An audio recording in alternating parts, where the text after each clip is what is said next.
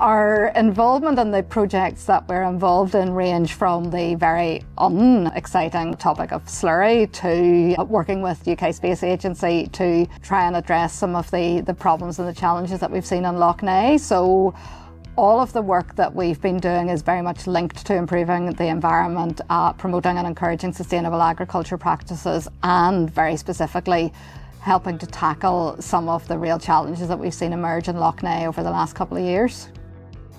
This is a really difficult problem. It's been a problem that's been around for many years, and it's a hard one to solve. So it will require public sector and private sector working together to deal with this issue. We're currently working on a project, SBRI project, called Utilisation of Livestock Slurry.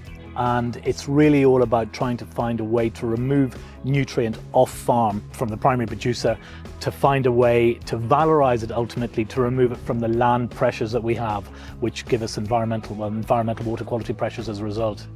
What technology is most suitable? Are we looking at thermochemical treatment? Are we looking at anaerobic digestion? Maybe we're just looking at something simpler. So what industry will do is they'll come to me and say, Chris, I've got a really good idea, but I need to find a way to kind of fund my early stage research. And that's where I can help. I can come in and say, okay, here's what we'll pull together, here's what we write, here's the deliverables we can promise, and here's roughly going to be the cost of it. So SBRI is really useful from that perspective. For the last 15 years, we have been working towards developing sustainable solutions to control harmful algae blooms in lakes and other surface water areas. The technology was never the question. We know that our technology, which is based on ultrasound, works to control algae. The size of the Lough was the question, like how are we going to do that on a surface water area this large? These kind of projects, they also make it worthwhile investing in innovation, explaining countless times how we can make a better environment, how we can save our ecosystems. So the SBRI process, and I have, to be honest, been through it before, is very good at catalysing innovation in line with the customer's demands. So for example, it gives an organisation time, money and resources to listen to the customer specifically, listen to the problem specifically, and then develop solutions tailored for them. So the Lough project was a perfect example of how we could articulate a scientific problem, put industry to task against that problem, and hand a funding body that was able to support that and a mechanism.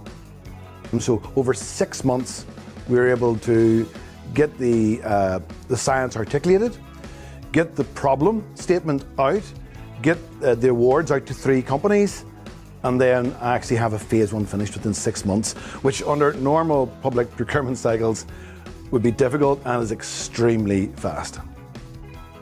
The harmful algal blooms were happening there and then, so you need to be able to respond then. These mechanisms, there's very few of them, allows the companies to respond and actually create part of a solution, or at least suggest a solution for the future. So having mechanisms like this are critical, especially for an SME-based economy like Northern Ireland. I've been involved in Department of Agriculture in its previous forms for over 30 years. And I have to say the last 2 years, dealing with a problem in agriculture that is a big one, and seeing potential solutions and working through that, it's been incredibly rewarding. So personally, it's been good for the team that I work with. It's been very good for us, and it has challenged.